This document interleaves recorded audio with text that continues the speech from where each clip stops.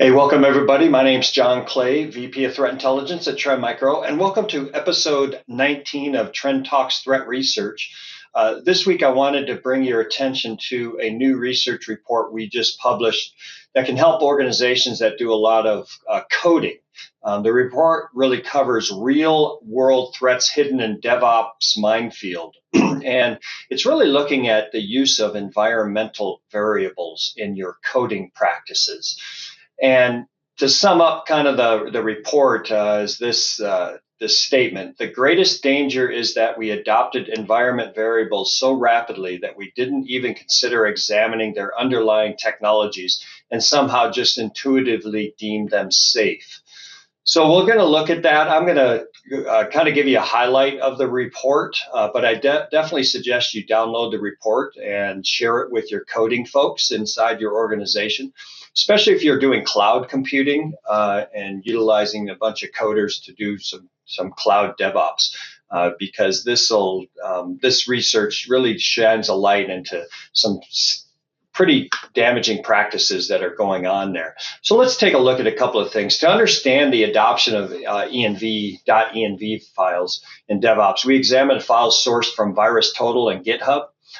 We analyzed about 2,000 files, and our investigation confirmed that env file is mainly used as a universal configuration file, suggesting that its adoption is not always linked to the environment variables concept, actually.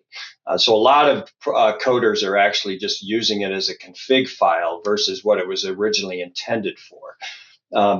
And this kind of correlates with some previous research we did on container registries. You can do a search on our website, trendmicro.com, in the research section, and you can probably find that report as well. I will link to the current report in the description, so you can just download it there. But our investigation, we queried GitHub and confirmed env's popularity. We found about 20 million references to that keyword. Despite GitHub's secret scanning feature, we found API keys and other secrets hard-coded inside public repositories. Important to note that although secrets are placed in public repositories, even just for a brief period, it's enough time for threat actors to exploit them, because they have automated tools already just waiting for such unintended exposures to happen. So they're constantly scanning GitHub to find this type of activity that happens. VirusTotal was our second source, and we did not expect to find non-malicious env references. So we performed a retrospective hunt, searching for generic .env keyword and expecting a lot of false positives. So after the first run, we queried around 2,000 results, and we manually categorized it.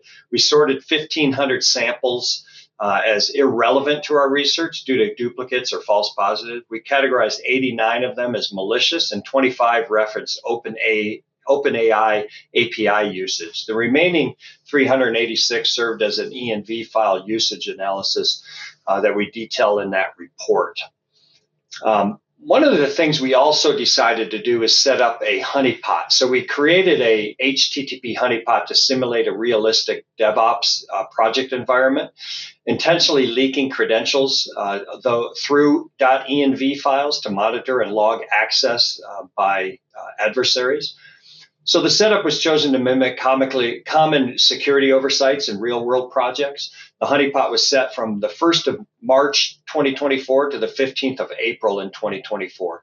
And some of the interesting findings, so we saw definitely increased access attempts. So throughout the experiment, there was a noticeable increase in the number of requests for .env files, suggesting that a growing interest among attackers in exploiting these vulnerabilities. We saw reconnaissance techniques. So the analysis of logs revealed various techniques used to locate and access env files that included directory traversal attacks and automated scanning tools.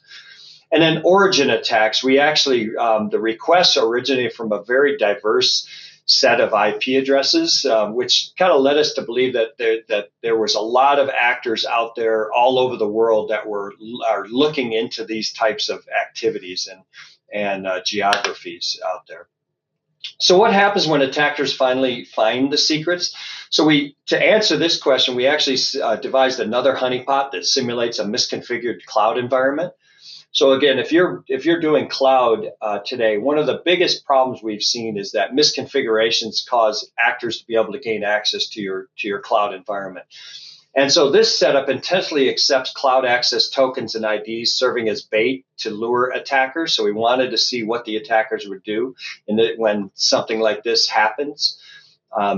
The goal was to observe attack patterns, identify common entry points, and understand the types of resources most frequently targeted. So upon deploying it, we recorded all interactions, which were quite a lot. We observed during a 45-day experiment with the honeypot being open, we observed about 25,000 connections. The data captured and processed from the honeypot brings several critical insights. So one, high volume of unauthorized requests highlights the attractiveness of exposed cloud credentials to attackers. The focus on data access and account information requests reflects a strategic approach to exploit misconfigured environments for data exfil and other reconnaissance activities. Also, second, the concentration of requests from specific IPs and the use of standard automation tools like Bodo 3 library and S3 browser underscore that operational tactics of the attackers leveraging CSP-provided tools and widely used software to scale their efforts. So they're using common tools that are used by everyday folks out there to do these attacks and identify what's going on out there.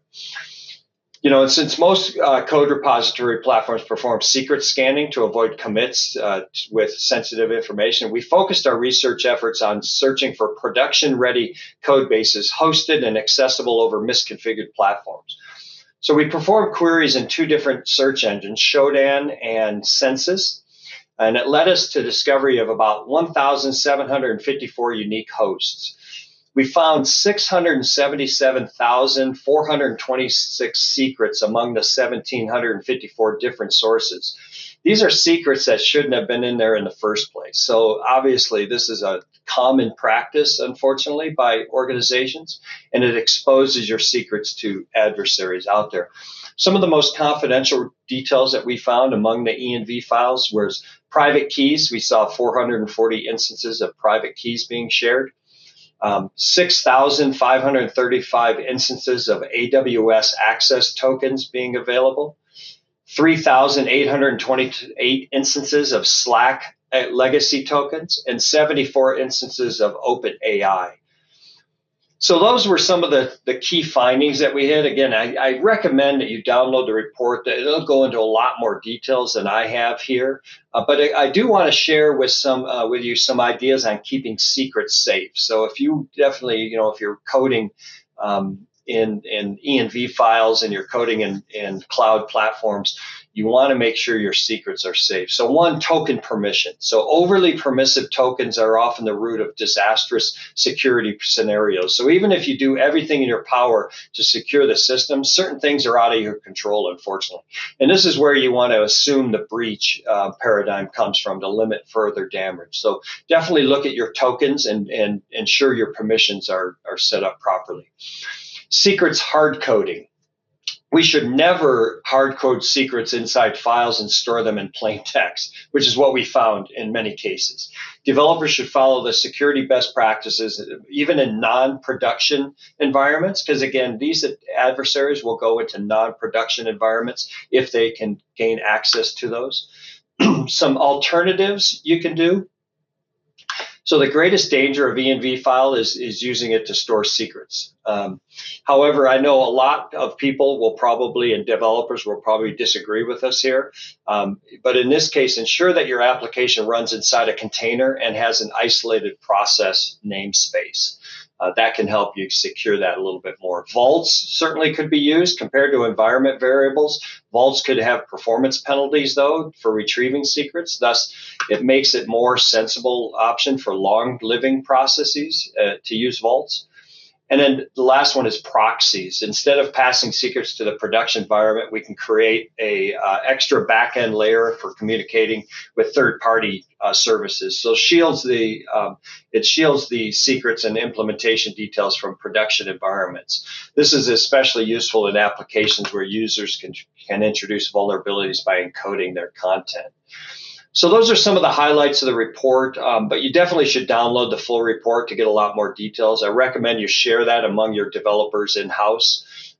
So thanks for listening to episode 19 of Trend Talks Threat Research. I'll be back in a couple of weeks to focus on another piece of research, but this one was a really good one I wanted to share with y'all, and hopefully get some information, and you can hopefully improve your coding practices and make your secrets more secure and keep them away from the adversaries that are targeting those. So thanks, everybody. Give me a like and give me a comment if you have any options and you want to ask some questions about it. I'd love to hear from you.